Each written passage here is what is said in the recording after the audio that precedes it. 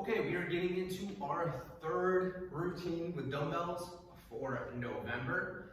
And so here's what you're going to start out with. You're going to start out with a deadlift, and then we are going to be doing an overhead press with a slow eccentric. All that means is we're going slow on the way down.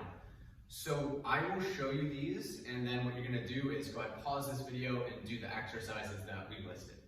So for the deadlift, here's what I want you to do. You're going to have weights in each hand. I'll show you a modification where you can just use one weight as well, but it's only going to be a slight leg bend, so it's going to look just like this. We're bending our legs, pushing our hips back, keeping our back nice and straight, okay? So my toes are going to be pointed forwards, shifting my hips back just like this. Let me show you from the front what that's going to look like as well, and then I'll show you how that's going to be done with just one dumbbell, okay? So here's what we got. Holding one dumbbell, and it looks just like this. I'm actually, in this case, kind of reaching the dumbbell in between my legs. Now, that's going to be our first exercise. I'm only going to take a knee for this one, just so you can see everything, so you can see the overhead press with the slow eccentric. Actually, all of today is going to be standing. So here's what we're going to do. All this is pressing over our head, but then we're going nice and slow on the way down. Press over our head, nice and slow on the way down. Now, if you do have any shoulder issues, I really do prefer that you have your elbow in like this instead of out there like that. Again, if any of these things bother you, please reach out so that we can help with some modifications. So these are the first two exercises that are paired together, the deadlift and then the overhead press with a slow eccentric. The next exercises that we're going to do will probably require two weights. So it's going to be a dumbbell row. If you have something that you can put your hand on, like if I have a bench right here, by all means, go for that. If not, what we can do is we can just do a dumbbell row with both weights at the same time. So it's going to look just like this.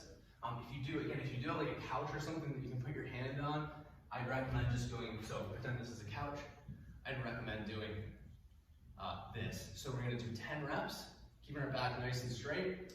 And then if you did both arms at the same time, you're going to be done after 10 reps. If you did one arm at the same time, just make sure that you switch. That's going to be paired with a lateral raise. So you're going to want a lighter weight for the lateral raise than for the dumbbell row. The lateral raise is just this, going up just like this with our weights, okay? Maybe you don't have a lighter weight. I mean, you could really just do this with water bottles, soup cans, or something like that as well. So that's the lateral raise. If that one bothers your shoulder at all, what you can do is instead of going out to the side like this, you can go out a little bit in front of you and keep your thumbs up like that. That might be a better option if that bothers your shoulder.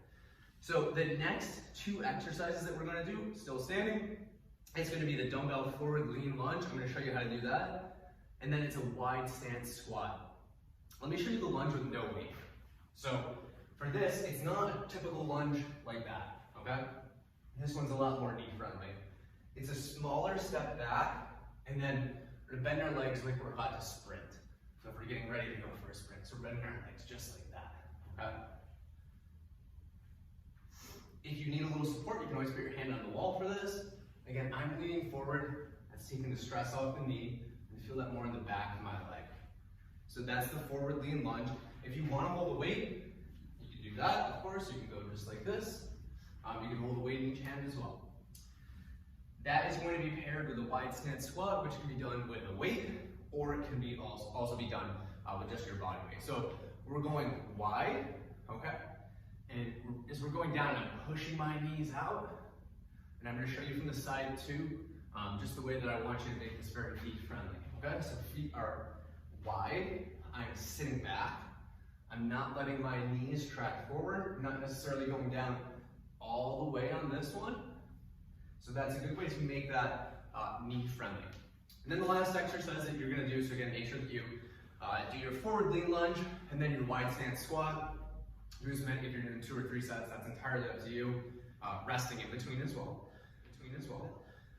And then the last exercise is done on its own, and that's just the hammer curl. So I'm just going to show you from the front, pretty straightforward. We're just bending in our elbows, and here's it from the side, and just like that. Okay. So that is our hammer curl exercise, and that one's by itself. So go ahead and do your set, rest like 60 seconds, come back, and go ahead and do the next set. If you're doing 2, then you're done after that. And if you're doing 3, then just make sure you do 1 more. And you have finished your 3rd routine for November. Good work.